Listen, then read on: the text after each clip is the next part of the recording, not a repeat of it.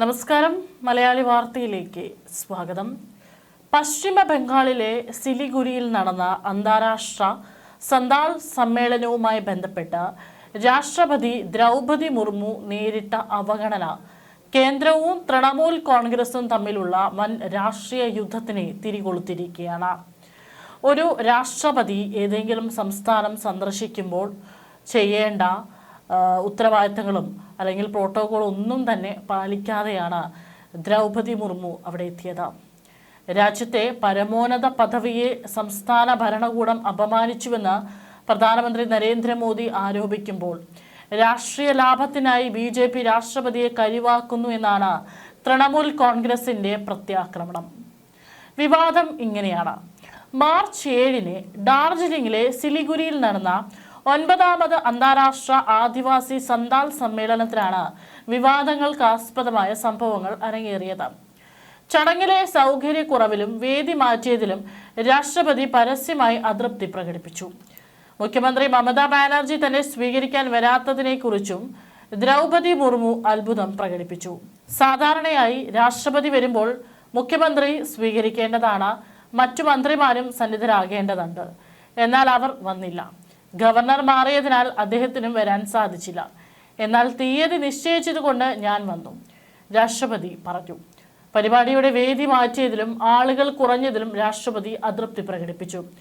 ആളുകൾക്ക് വരാൻ ബുദ്ധിമുട്ടുള്ള ഒരു സ്ഥലത്താണ് ഇന്നത്തെ പരിപാടി നടക്കുന്നത്. ഒരുപക്ഷെ സംസ്ഥാന സർക്കാരിനെ ഗോത്രവർഗക്കാരുടെ ക്ഷേമം വേണ്ട എന്നതുകൊണ്ടാകാം അവരെ ഇങ്ങോട്ട് വരുന്നത് തടഞ്ഞതെന്നും ദ്രൗപദി മുർമു പറഞ്ഞു.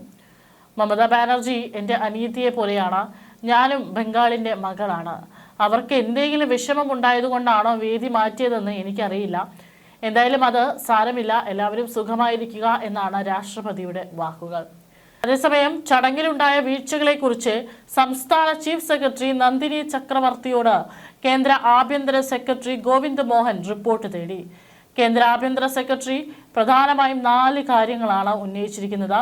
രാഷ്ട്രപതിയെ സ്വീകരിക്കാനും യാത്രയയക്കാനും മുഖ്യമന്ത്രിയോ ചീഫ് സെക്രട്ടറിയോ DGPയോ സന്നിധരാകാതിരുന്നത് എന്തുകൊണ്ട്? രാഷ്ട്രപതിക്കായി ഒരുക്കിയ വിശ്രമമുറിയിൽ വെള്ളമുണ്ടായിരുന്നില്ല. ഭരണകൂടം നിശ്ചയിച്ച യാത്രാ മധ്യേയുള്ള റോഡുകളിൽ മാലിന്യം കുന്നുകൂടി കിടക്കുകയായിരുന്നു.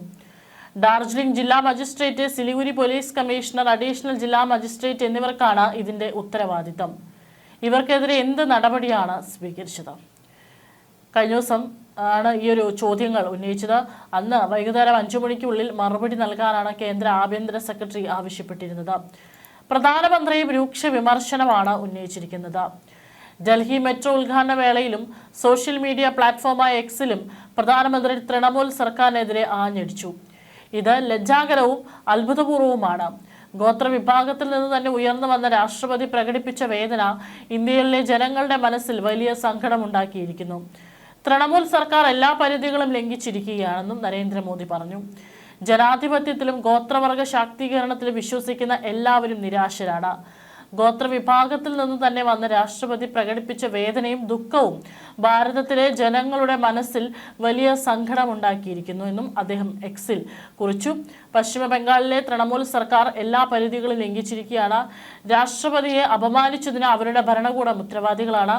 സന്താൾ സംസ്കാരം പോലുള്ള സുപ്രധാനമായ വിഷയത്തെ പശ്ചിമ ബംഗാൾ സർക്കാർ ഇത്ര ലാഘവത്തോടെ കൈകാര്യം ചെയ്തത് നിർഭാഗ്യകരമാണ്.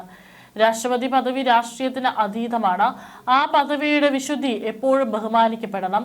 പശ്ചിമ ബംഗാൾ സർക്കാരിനും തൃണമൂൽ കോൺഗ്രസിനും നല്ല ബുദ്ധി തോന്നുമെന്നും കരുതുന്നു എന്നും പ്രധാനമന്ത്രി കൂട്ടിച്ചേർത്തു. ആരോപണങ്ങളെ കണക്കുകൾ നിരത്തിയാണ് മുഖ്യമന്ത്രി മമതാ ബാനർജി നേരിടുന്നത്. രാഷ്ട്രപതിയുടെ സെക്രട്ടേറിയറ്റ് നൽകിയ ഔദ്യോഗിക പട്ടികയിൽ മുഖ്യമന്ത്രിയുടെ പേരുണ്ടായിരുന്നില്ലെന്നും അതുകൊണ്ടാണ് താൻ പോകാതിരുന്നതെന്നും മമത വ്യക്തമാക്കി. ഇതൊരു സ്വകാര്യ സംഘടന നടത്തിയ പരിപാടിയായിരുന്നു. സൗകര്യങ്ങളുടെ കുറവ് നേരത്തെ തന്നെ രാഷ്ട്രപതിയുടെ ടീമിനെ അറിയിച്ചിരുന്നുവെന്നും അവർ കൂട്ടിച്ചേർത്തു. രാഷ്ട്രപതിയുടെ സെക്രട്ടേറിയറ്റിൽ നിന്നുള്ള അഡ്വാൻസ് ടീം 2026 മാർച്ച് 5-ന് സ്ഥലം സന്ദർശിക്കുകയും ക്രമീകരണങ്ങളിലെ കുറവുകളെക്കുറിച്ച് ബോധ്യപ്പെടുകയും ചെയ്തിരുന്നു.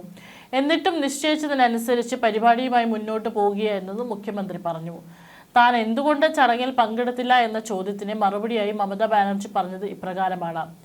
Siliguri municipal corporation mayor, Darjeeling ജില്ലാ മജിസ്ട്രേറ്റ്, സിലിഗുരി പോലീസ് കമ്മീഷണർ എന്നിവർ ചേർന്നാണ് രാഷ്ട്രപതിയെ സ്വീകരിച്ചതും യാത്രയച്ചതും.